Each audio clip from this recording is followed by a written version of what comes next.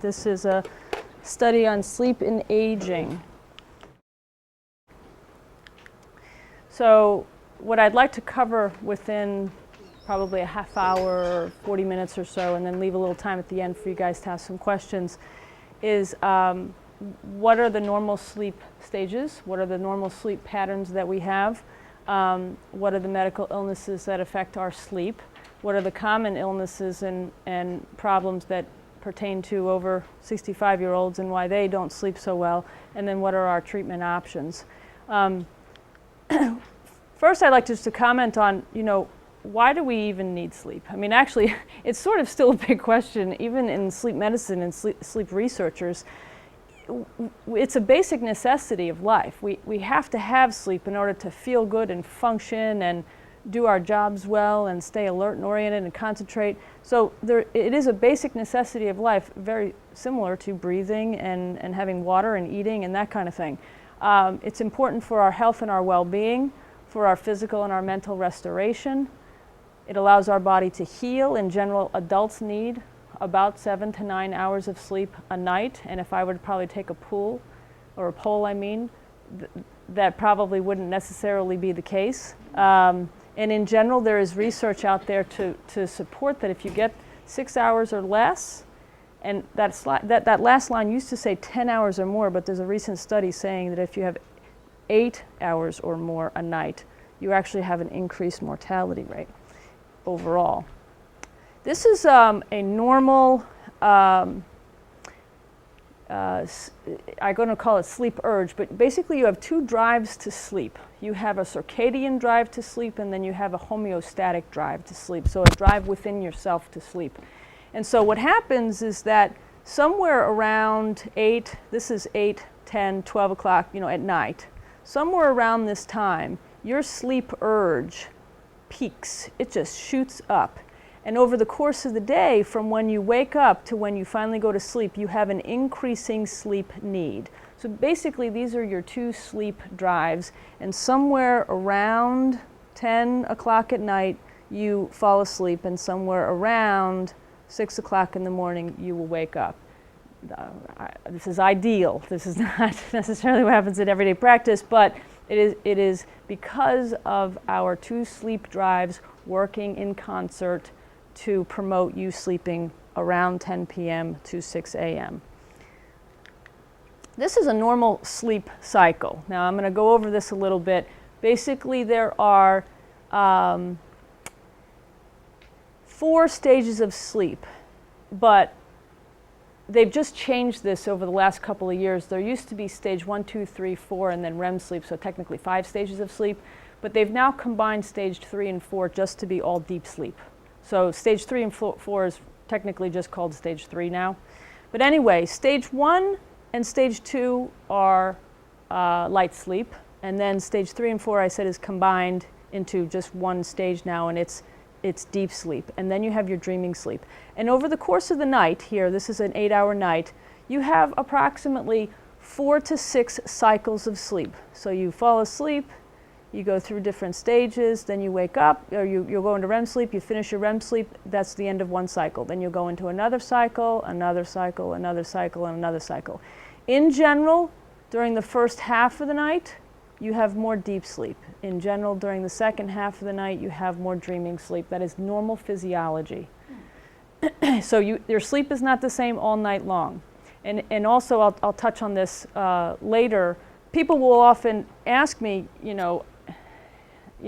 I sleep all the same all night long or something like that. And it's not true, actually. And your breathing actually changes in different stages of sleep as well.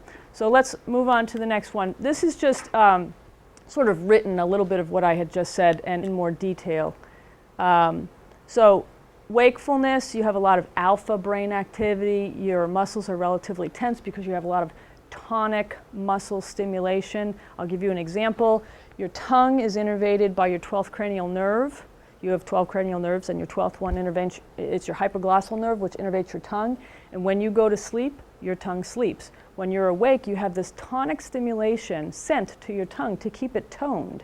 And that's what happens with your muscles as well. You have sort of this tonic stimulation, but when you sleep, this tongue ends up hanging out of your mouth because it's like the tongue just got general anesthesia. it's not getting that tonic stimulation anymore. And so often it'll flop back and it'll close off the airway. But again, I'm jumping ahead a little, and I'll touch more on this later.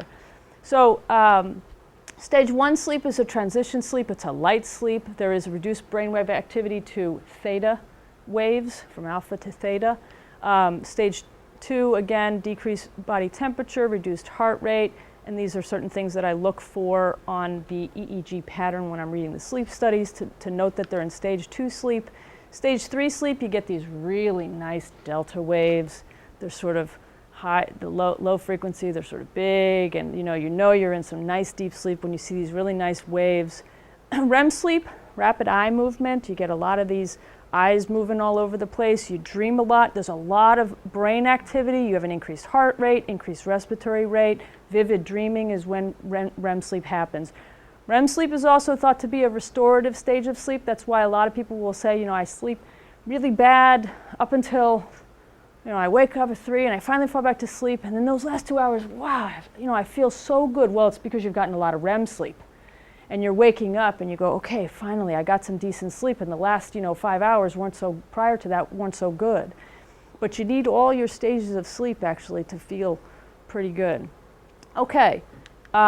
This just goes into it a little bit more. I don't know how much detail I'm going to go into here, but basically these are the physiologic changes that are in non-REM sleep, which is stage 1, 2, and 3, and REM sleep, which is the dreaming sleep. In terms of brain activity, obviously it decreases in non-REM sleep, but then increases in REM sleep when you're dreaming. You actually have, it's not a very mellow stage of sleep. You're actually like running a marathon in REM sleep. It's that you're quite active in REM sleep. Your heart rate slows non-REM sleep, but then increases in REM sleep. Your blood pressure decreases in non-REM, and then increases in REM. Blood flow to the brain, same thing. Well, it doesn't change much here, but increases here.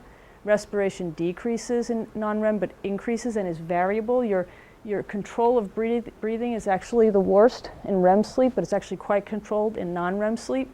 Airway resistance, interestingly, it increases in both. Body temperature is regulated at a lower set point here, but then it's not regulated at all in REM sleep. And that's why you'll often wake up freezing, and you need to pull the covers on because you have no regulation of your body temperature in REM sleep. Sexual arousal occurs infrequently here, but it actually increases both in males and females in REM sleep. And interestingly, years ago, they used to actually put a little band on the penis when gentlemen were having sleep studies done, because they would often have, their erections in REM sleep, and that's how they knew that they were going into REM sleep.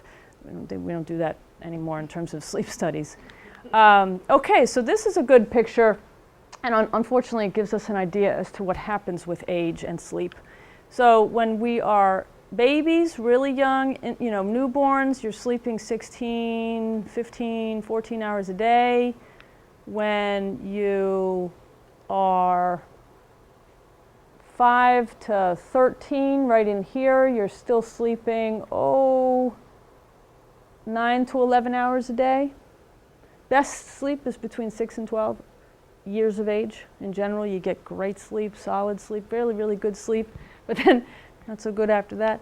But then what happens is that as you get older, there's just a very slow decline in terms of how much sleep, and by the time you're 70 or so, you're now averaging, unfortunately, that 6-hour mark or close to it. Same thing with REM sleep over time. In general, there's a slow decline. In your 30s and 40s, you should be getting somewhere around 20%-ish of dreaming sleep. But then after that, you're dropping down to about 15, 16, 17%, so you're not getting as much. Unfortunately, this is sort of what happens. This up here is wakefulness. This pink is REM sleep. The blue is deep sleep. And when you're younger, you have these really nice periods of deep sleep and REM sleep. And then when you get older, it's more not so well regulated, and you end up waking up more. This is just to remind you of what normal sleep looks like.